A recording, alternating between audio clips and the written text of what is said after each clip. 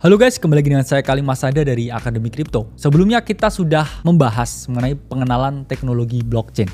Di video kali ini kita akan membahas mengenai the history of Bitcoin atau sejarah dari Bitcoin. Kita tahu teman-teman sekarang hampir semuanya, saya yakin yang melihat channel ini sangat melek dengan aset cryptocurrency dan memiliki Bitcoin. Namun apa yang membuat Bitcoin aset yang dulunya tidak dikenal oleh semua orang sampai ratusan juta orang memilikinya, ini bisa lahir. Jadi kita nggak hanya lihat dari perspektif, oh ini akan up only, oh ini suatu saat akan memiliki harga sampai 1,6 miliar dan lain sebagainya. Tapi kalau kita nggak berpikir ya, ini sebenarnya apa? Karena sebelumnya udah dijelasin mengenai teknologi blockchain, maka dari itu kita tidak akan pernah memiliki keyakinan yang tinggi karena pengetahuannya ini nggak ada. Sehingga apa? Kita mudah panikan nih ketika kita dikocok atas bawah ya, harganya naik turun. Karena in the end of the day kita yakin bahwa kripto dan Bitcoin ini adalah aset masa depan yang akan terus mengalami peningkatan nilainya.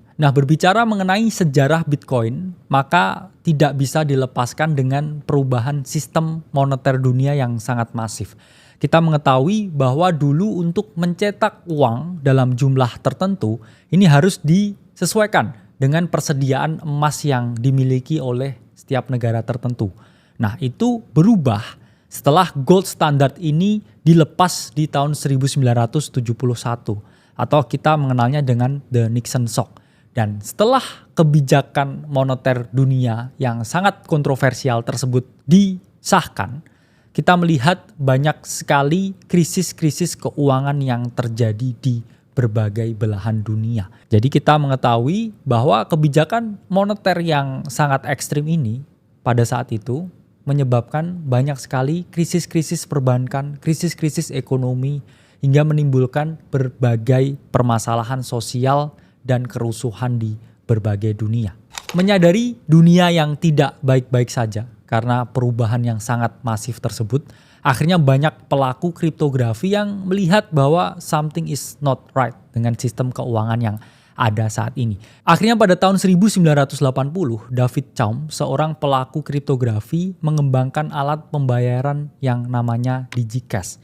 Namun DigiCash pada saat itu perkembangannya sangat terhalang karena it's way ahead of its time. Artinya apa? Teknologinya terlalu canggih untuk kebutuhan pada saat itu dan juga pengembangan teknologi yang masih belum secanggih sekarang.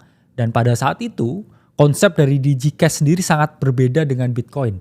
Karena DigiCash ini sangat tersentral, tergantung berapa banyak ya peredaran yang mau dibuat dan juga tidak menggunakan sistem ledger atau buku besar. Sehingga secara konsep meskipun sama-sama uang digital ini sangat berbeda dengan Bitcoin. Akhirnya penggunaan mata uang kripto sebagai alat pembayaran digital atau alat spekulasi atau alat penyimpan nilai itu tidak berlanjut sampai akhirnya di tahun 2008 terjadi GFC atau Global Financial Crisis karena housing bubbles di US. Dan setelah saat itu akhirnya kita tahu yang ada saat ini muncul, yaitu adalah Bitcoin. Bitcoin sendiri diciptakan pada tahun 2008 meskipun sudah dikembangkan sejak tahun 2007. Jadi pada tahun 2008 ada seorang individu yang anonimus atau sekelompok anonimus yang bernama Satoshi Nakamoto memposting white paper yang berjudul Bitcoin, a peer-to-peer electronic cash system. Yang mana pada saat itu sangat heboh karena orang ini masih skeptis ya dengan adanya mata uang kripto. Pada awal pengembangan dari Bitcoin, Satoshi ini sangat aktif sekali di P2P Foundation, yaitu adalah forum di mana mereka berbagi informasi mengenai teknologi, kriptografi, dan lain sebagainya. Jadi pada awal-awal pengembangan Bitcoin, Satoshi ini masih sering ya berkomunikasi dengan berbagai anggota dalam forum tersebut. Dan anggota pada forum tersebut ini awalnya masih skeptis dengan penemuan Satoshi. Karena selama ini pengembangan teknologi kriptografi itu selalu terkendala oleh satu kendala, yaitu adalah masalah double spending. Double spending merupakan masalah yang menjadi momok besar dari para pelaku kriptografi. Karena bisa saja seorang pihak ini menghijack transaksi tertentu dan membuat ya seolah transaksi ini tidak terjadi. Itu adalah masalah dari double spending Yang mana kemudian masalah tersebut bisa diatasi dengan sistem verifikasi yang diciptakan oleh Satoshi. Sehingga akhirnya lahir konsensus proof of work. Jadi para quotes on quotes ya, penambang atau validator transaksi ini, mereka harus mengeluarkan tenaga komputasi yang tinggi. Supaya apa? Supaya bisa memvalidasi transaksi. Dan ketika mereka berhasil memvalidasi transaksi, ini mereka memperoleh reward, yaitu koin yang berhasil ditambang. Konsensus proof of work atau POW sendiri ini secara otomatis membuat mining difficulty atau kesulitan untuk menambang Bitcoin ini makin lama makin tinggi. Sehingga ini menciptakan economic model yang sangat baik. Itu kenapa ya banyak orang yang masih berbondong-bondong ya menambang Bitcoin. Bahkan ketika Bitcoin ini sudah habis untuk ditambang, ini mereka masih bisa memperoleh keuntungan jadi validator transaksi. Itulah mengapa banyak orang yang menganggap bahwa Bitcoin ini merupakan bisnis model terbaik yang ada di dunia. Meskipun dianggap keren dan juga quotes on quotes ya sangat revolusioner oleh para pelaku kriptografi, namun banyak pihak yang pada saat itu bingung. Kira-kira Bitcoin ini fungsinya apa? Apakah bisa untuk alat tukar, ataukah bisa untuk investasi, atau hanya spekulasi bodoh di internet? Sampai akhirnya pada tahun 2010, Laszlo Hanyecz, itu adalah seorang developer, seorang programmer, ini bersedia menukarkan 10.000 Bitcoin yang dia miliki pada saat itu untuk 2 kotak pizza. Dan ya kita bisa hitung ya, sekarang nilainya itu 10.000 Bitcoin udah sangat fantastis hingga setiap tahunnya diperingati sebagai Bitcoin Pizza Day. Nah pasti banyak berpikir ya 10.000 Bitcoin ini dinilai ATH-nya pasti sudah ratusan juta dolar ya. Kok mau dulu ditukarkan dengan 2 kotak pizza? Ya karena pada saat itu Laszlo, sang programmer ini bingung ya. Ini kira-kira Bitcoin ini bisa dijadikan apa? Dan akhirnya ya setelah adanya transaksi tersebut, tiap tanggal 22 Mei selalu diperingati sebagai Bitcoin Pizza Day. Karena hari itu merupakan hari yang bersejarah, hari yang sangat revolusioner, di mana ada seorang individu di muka bumi ini yang akhirnya bertransaksi langsung menggunakan Bitcoin. Jadi itu adalah suatu langkah yang berani ya, yang diambil dan menjadi pelopor banyak sekali pihak, banyak sekali orang untuk melihat Bitcoin ini sebagai suatu alat yang memiliki nilai yang tinggi, bukan hanya sekedar sebagai spekulasi bodoh di internet. Melihat Bitcoin yang memiliki fungsionalitas tertentu pada saat itu, akhirnya orang-orang di forum ini memperjualbelikan Bitcoin. Sehingga akhirnya lahir exchange pertama Bitcoin di dunia yang namanya itu adalah bitcoinmarket.com. Itu adalah exchange yang memang dulu sangat sederhana ya, order booknya juga tidak secanggih sekarang, tidak automatisasi seperti sekarang.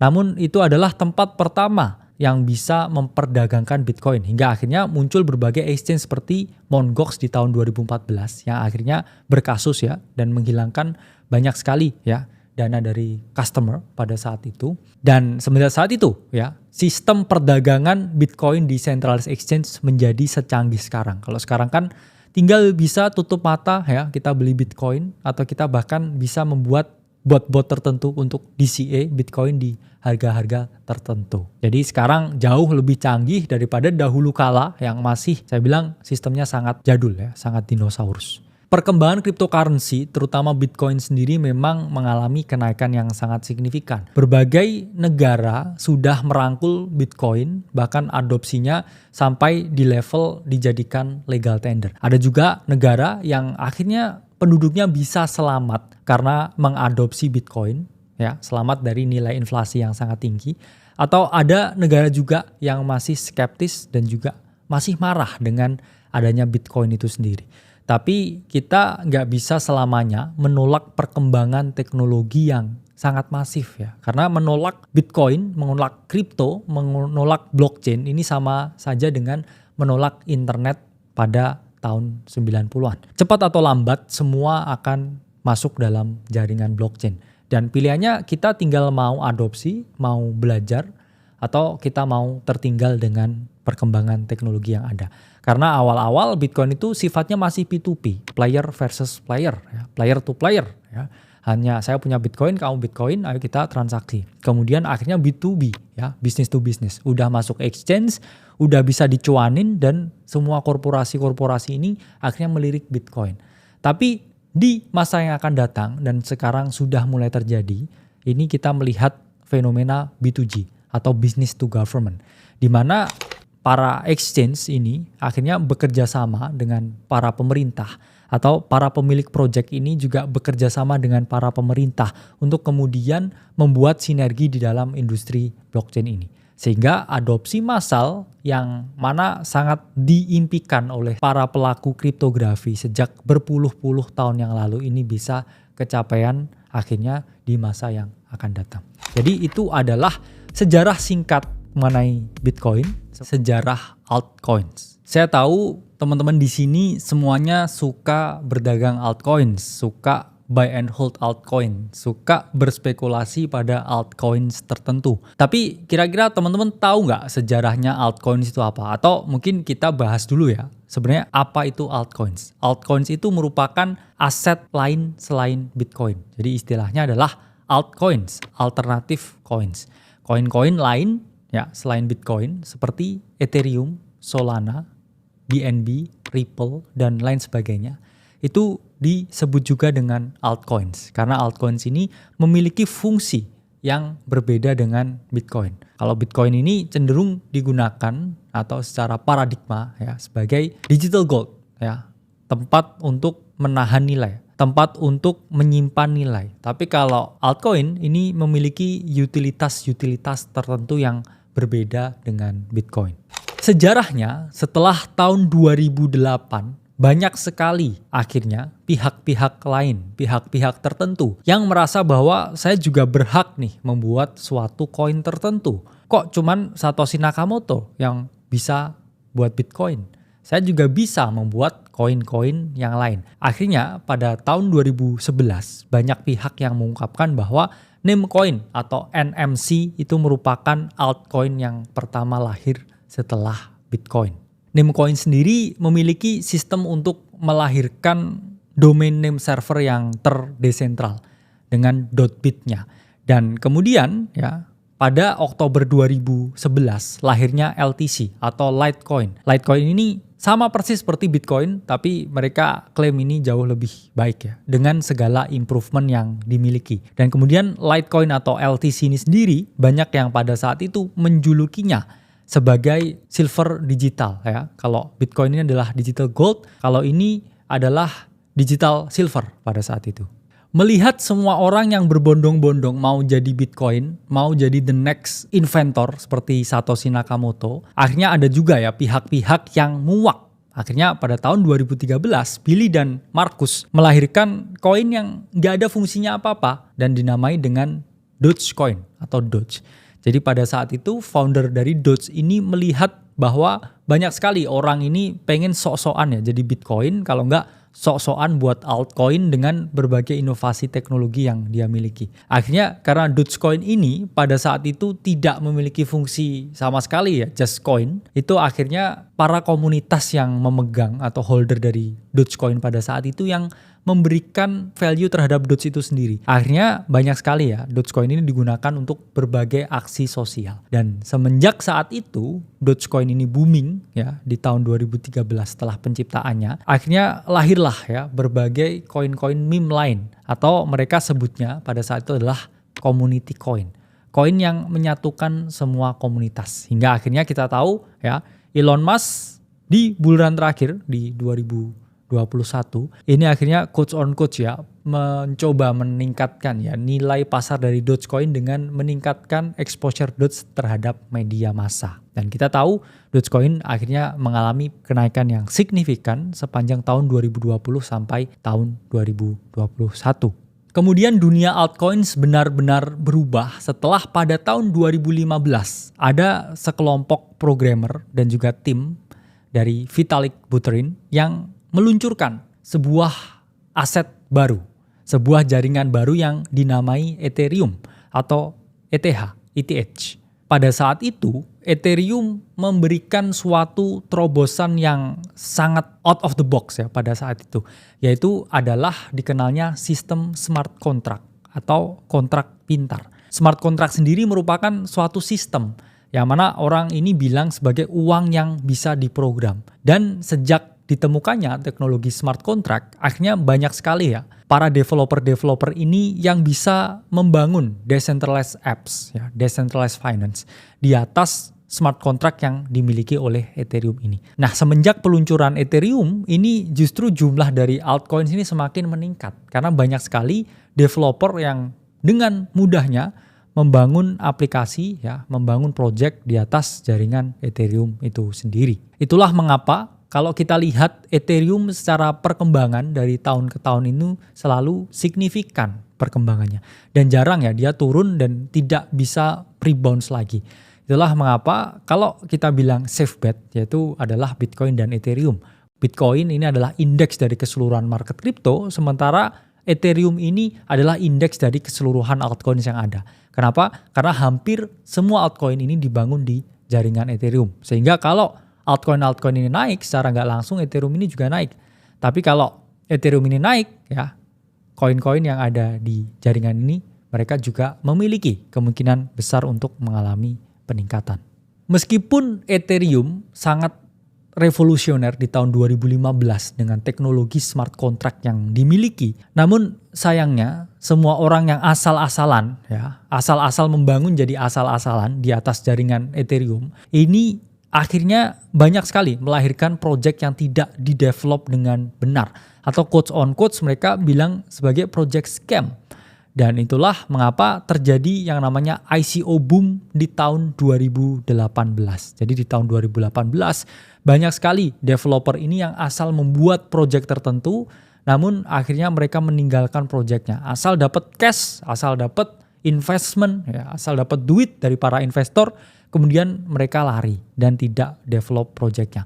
Akhirnya di tahun 2018 market ini terjadi yang namanya blow off top. Bitcoin dalam 1 bulan ini mengalami kenaikan yang signifikan dan kemudian diikuti dengan penurunan yang signifikan di bulan yang sama. Menyebabkan banyak sekali orang di tahun 2018 ini menjadi para backholder yang akhirnya mereka tidak bisa memperoleh keuntungan apapun, bahkan mereka mengalami kerugian. Meskipun di tahun 2018 telah terjadi yang namanya ICO boom atau istilahnya boom and bust-nya di market kripto, namun market ini tidak kapok untuk berspekulasi atau membeli altcoin. Karena di tahun 2020 dan 2021 kita melihat fenomena alt season yang sangat luar biasa. Meningkatnya adopsi cryptocurrency, ya, bertambahnya likuiditas dari US stock market dan saat itu COVID, ditambah lagi semakin banyak orang yang bisa mendevelop semua project altcoin, ini menyebabkan ya ICO boom ini terulang lagi di 2020 dan 2021.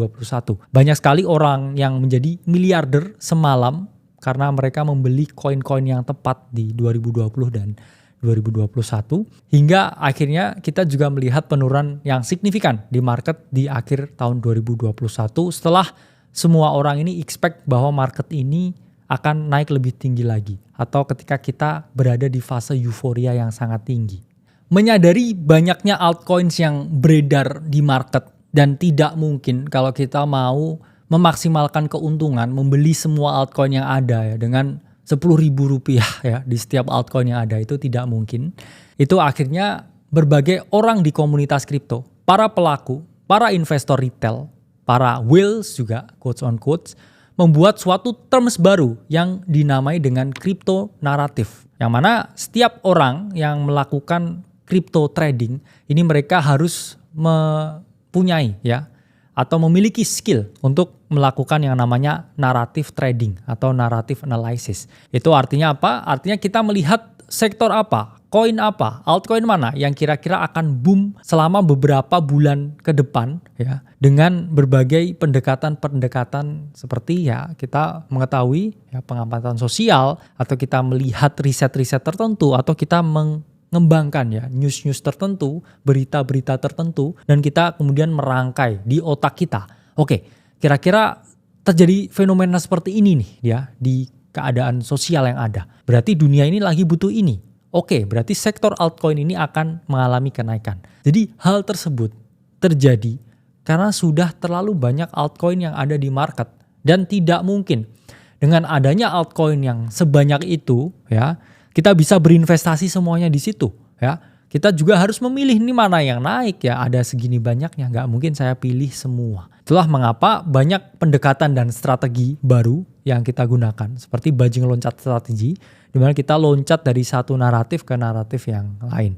Berharap bahwa kita bisa timing the market every single time, meskipun hal tersebut sangat-sangat sulit untuk dilakukan. Itulah mengapa teman-teman, kita selalu menyarankan kalau nggak bisa loncat-loncat ya, beli altcoin mana yang menarik, tahu kapan keluarnya, gimana cara merotasikannya, itu ya jauh lebih baik kita beli Bitcoin. Karena in the end of the day ya, dengan perfect timing entry dan exit, kadangkala kita juga masih kalah atau outperform dengan kenaikan Bitcoin yang hampir ya pasti bisa terjadi. Jadi di sini saya menjelaskan sejarah altcoin dan mekanisme ya, naratif trading yang ada. Tapi in the end of the day kita juga harus realistis dan kita juga harus, kalau ada cara yang mudah ya untuk memperoleh keuntungan, meskipun di sini cara yang sulit memperoleh keuntungan, ini rewardnya lebih tinggi, berpikir konservatif ya, ini juga jauh lebih aman kalau kita memang tidak memiliki risk profile yang sangat tinggi ya, atau kita cenderung seorang risk averse bukan risk taker. Oke, jadi itu adalah sejarah altcoin hingga tercipta ya perkembangan altcoin yang serba canggih di dunia kripto modern saat ini. Semoga video ini bermanfaat. Saya Kali Masada dari Akademi Kripto. Sampai berjumpa di video selanjutnya.